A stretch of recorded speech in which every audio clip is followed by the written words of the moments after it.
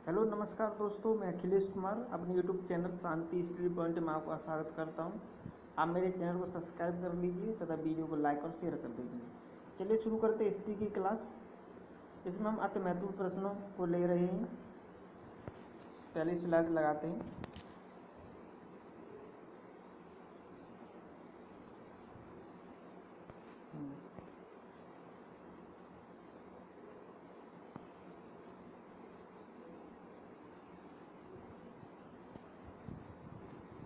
इसमें क्वेश्चन है, हाँ यहीं से शुरू होता है क्वेश्चन। पहला क्वेश्चन है, देखो स्लाइड सेट कर रहा हूँ, ठीक है, एक सेकंड में टाइम दीजिए। ओके चलिए। हाँ, शेरशाह सूरी की मानता का कारण क्या था? प्रशासनिक सुधार। उसने प्रशासनिक सुधार इतने बड़े स्तर पर किए थे कि इसी वजह से वो महान हो गया। उसने क्रांतिकारी परिवर्तन कर दिए थे। प्रशासन में बहुत अमूल चूक परिवर्तन किए थे। आगे, अकबर द्वारा बनाई गई उपासना भवन का नाम क्या था? तो उसने जो उपासना भवन बनाई थी जहाँ पर लोग पूजा करते थे उसका नाम था इबादत खाना। प्रसिद्ध संगीतज्ञ बैजू बावरा और तानसेन किसके शासन में विख्यात थे? तो अकबर के शासन में विख्यात थे। आगे, बाबरनामा किसने लिखा है? तो बाबरनामा अकबर ने लिखा है। ठीक है, अगर पूछता है अकबर की पुस्तक, अकबर के द्वारा लिखी गई पुस्तक, तो बाबरनामा। किसके शासन में मुगल चित्रकला शिखर पर पहुंच चुकी थी? तो मतलब सबसे चरमोच्च पर थी, शिखर पर थी, पीक पर थी, तो थे जहांगीर के शासनकाल में। सती प्रथा को निरुत्साहित करने वाला मुगल सम्राट कौन था? तो अकबर था, जिसने सती प्रथा को रोकने का प्रयास किया था। अपने काल का महान संगीतज्ञ तानसेन किसके दरबार में था? अकबर के दरबार में। ठीक है, ऐसे भी पूछ सकते हैं, अकबर के दरबारी संगीतज्ञ का नाम बताइए जो सबसे प्रसिद्ध था। तो तानसेन या तानसेन किसके दरबार में संगीतज्ञ था? तो अकबर के दरबार में। आगे, मुगल सम्राट व्यवस्था में मनसबदारी प्रणाली को किसने आरंभ किया था? तो मनसबदारी जो प्रणाली थी उसे आरंभ किया था अकबर ने। किस मुगल शासक ने भारत की वनस्पतियों और प्राण जगत, ऋतु और फलों का विशद विवरण अपनी डायरी में किया? तो औरंगजेब ने। ठीक है, भारत की वनस्पतियां थी, प्राण जगत, जन, ऋतु, फलों को बारे में विस्तार से वर्णन किया है, वो है औरंगजेब। भारत में जीटी रोड किसने बनवाया? तो जीटी रोड शेरशाह सूरी ने बनवाया था। जो जीटी रोड का पूरा नाम क्या है? ग्रांड ट्रक रोड है। पानीपत की दूसरी लड़ाई किन के बीच लड़ी गई थी? अकबर और हेमू के बीच में। जो पानीपत की द्वितीय लड़ाई लड़ी गई थी वो अकबर और हेमू के बीच में। आप कमेंट में बताइए पानीपत का प्रथम युद्ध किस किस के बीच में हुआ था। आगे, किसके शासनकाल के दौरान भारत में 1 रुपये का सिक्का टकसालित किया गया था? 1 रुपये का सिक्का उसका टंकण किया गया था, तो वो था शेरशाह सूरी। ये भी कह सकते हैं शेरशाह सूरी ने सबसे पहले भारत में 1 रुपये का सिक्का का टंकण शुरू कराया था। आगे नेक्स्ट स्लाइड पर चलते हैं। हाँ जी, सबसे पहले तोप का प्रयोग किसने किया था? तो अकबर ने तोप का सबसे पहले प्रयोग किया था। राजा टोडरमल किसका सलाहकार था? तो राजा टोडरमल था वो अकबर था, और इस अकबर ने ही इनको टोडरमल की उपाधि दी थी। मुगल काल का पहला भारतीय हिंदी विद्वान कौन था? तो वो मलिक मोहम्मद जायसी, जो मुगल काल का हिंदी विद्वान था, जिसने हिंदी में रचनाएं की थी। दारा शिकोह ने उपनिषद का पारसी में अनुवाद किस नाम से किया? तो उसका नाम था सिर्रे ए अकबर। ठीक है, आगे, अकबर के प्रसिद्ध दरबारी कवि थे रहीम। तो यह भी पूछ सकता है रहीम किसके दरबार में थे, किसके दरबारी कवि थे? तो अकबर के।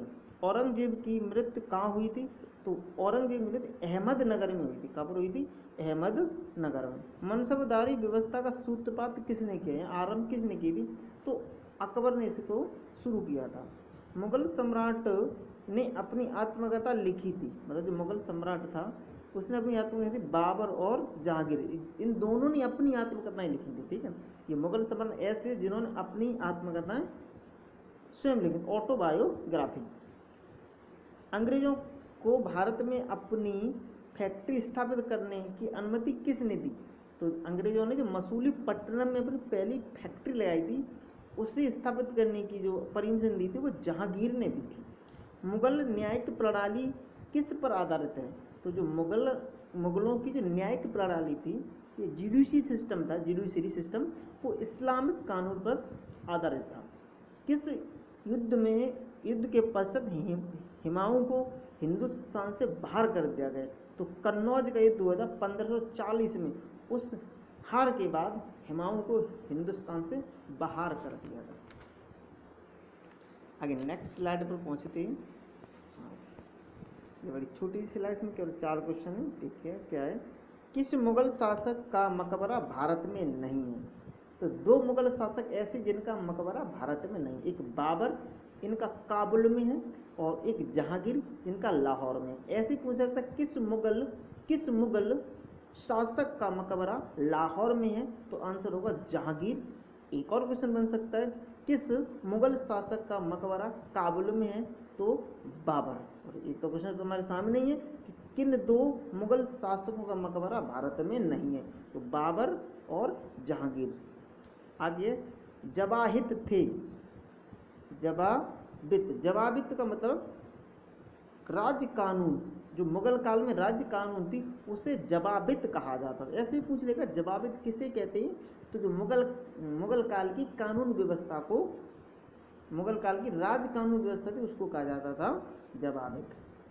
आगे किस युद्ध में एक पक्ष द्वारा तोपों का प्रयोग किया गया था? तो पानीपत का जो प्रथम युद्ध हुआ था 1526 ईस्वी में, ठीक है, उसमें तोपों का प्रयोग किया गया था। शेरशाह का मकबरा कहाँ स्थित है? तो शेरशाह सूरी का मकबरा पूछ रहे हैं। तो सासाराम जो बिहार में है, ठीक है, सासाराम बिहार, वहाँ पर शेरशाह सूरी का मकबरा बना हुआ है। आगे नेक्स्ट स्लाइड की तरफ बढ़ते हैं। हुमायूं की रचना का नाम गुलबदन बेगम, मतलब हुमायूं ने जो रचना की थी उसका नाम था गुलबदन बेगम। टोडरमल ने किस क्षेत्र में ख्याति अर्ज की थी? मतलब टोडरमल किस वजह से बहुत प्रसिद्ध हुए थे? तो उन्हें भूराजस्व के लिए उन्हें ख्याति मिली थी। उन्होंने भूराजस्व में बहुत बड़ा योगदान दिया, बहुत सुधार किए, इसलिए उनको बहुत ज़्यादा उनका नाम प्रसिद्ध था। मुगल काल में सेना का प्रमुख कौन होता था? तो मीर बख्शी। कौन होता था? मीर बख्शी होता था मुगल काल का सेना प्रमुख। अकबर कालीन सैन्य व्यवस्था आधारित थी मनसबदारी, ठीक है ना, मनसबदारी प्रथा पर। पूछ लेता है मनसबदारी प्रथा किससे संबंधित थी? तो आंसर होगा सैन्य व्यवस्था से संबंधित, ठीक है। मुगल कालीन भारत में राज्य की आय का मुख्य स्रोत का क्या था? जो मुगल कालीन भारत था उस समय, जब मुगल हमारे रूल कर रहे थे, उस समय हमारे उन जो राजा थे उनकी मुख्य आय का स्रोत था भू राजस्व। मुगलों नौरोज का त्यौहार लिया गया है। मुगलों ने जो नौरोज का त्यौहार है वो कहा से पारसियों से, पारसी मना, उसी त्यौहारों को उन्होंने मनाना शुरू कर दिया था। आगे नेक्स्ट स्लाइड की तरफ बढ़ते हैं। तुलसी किसके समकालीन थे? अकबर तथा जहांगीर की। मतलब तुलसीदास जी हुए जिन्होंने रामचरितमानस की रचना की, वो अकबर और जहांगीर के समय थे, उसी समकालीन थे। मुगल शासन में मीर बख्शी का क्या कर्तव्य था? आय और व्यय का लेखा रखना। फतेहपुर सीकरी में बादशाह अकबर ने निर्मित कराया था मंच महल। तो फतेहपुर सीकरी में जो मंच महल है उसका निर्माण किसने कराया था? अकबर ने कराया था। भारत के इतिहास के संदर्भ में अब्दुल हमीद लाहौरी कौन थे? ठीक है, तो जो अब्दुल हमीद लाहौरी थे वो शाहजहां के शासन का राजकीय इतिहास का, मतलब शाहजहां के जो शासन में इतिहास लेखन का काम करते थे वो अब्दुल हमीद लाहौरी थे। मुगल काल में किस बंदरगाह को बाबुल मक्का या मक्का का द्वार कहा गया? तो वो था सूरत, जो सूरत बंदरगाह है उसे बाबुल मक्का या मक्का का द्वार कहा गया। ईस्ट इंडिया कंपनी ने जहांगीर के दरबार में किसको भेजा था? बहुत महत्वपूर्ण प्रश्न है। ईस्ट इंडिया कंपनी ने जहांगीर के दरबार में किसको भेजा था? तो बता, कैप्टन हॉकिंस को भेजा था, और 1608 ईस्वी में। ऐसे बन सकता, कैप्टन हॉकिंस किसके दरबार में आए थे? तो जहांगीर के दरबार में। जहांगीर के दरबार में पक्षियों का सबसे बड़ा चित्रकार तो मंसूर था, जो पक्षियों की चित्रकारी करता था। किसके दरबार से संबंधित था? जहांगीर के दरबार से। किस मुगल बादशाह ने अपनी आत्मकथा फारसी में लिखी है? तो जहांगीर ने। उसका नाम है तुजुक ए जहांगीरी। ठीक है, ऐसे ही पूछ लेगा जहांगीर की आत्मकथा का नाम क्या है? तो तुजुक ए जहांगीरी होगा।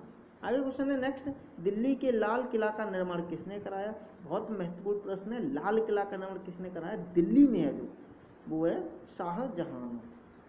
आगे नेक्स्ट स्लाइड की तरफ बढ़ते हैं।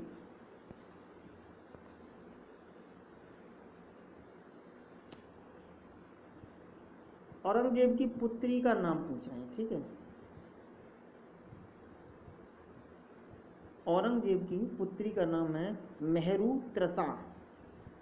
किस मुगल सम्राट ने तंबाकू के सेवन पर निषेध ने रोक लगा दी थी? तो जहांगीर ने तंबाकू के सेवन पर रोक लगा दी थी। मुगल सम्राट जिसने सर्वाधिक संख्या में हिंदू अधिकारियों की नियुक्ति की थी, वो औरंगजेब था। कौन सा मकबरा द्वितीय ताजमहल के नाम से जाना जाता है? तो रबिया उद दौरानी का मकबरा। रबिया उद दौरानी का मकबरा था, जिसे द्वितीय ताजमहल की संज्ञा दी गई है।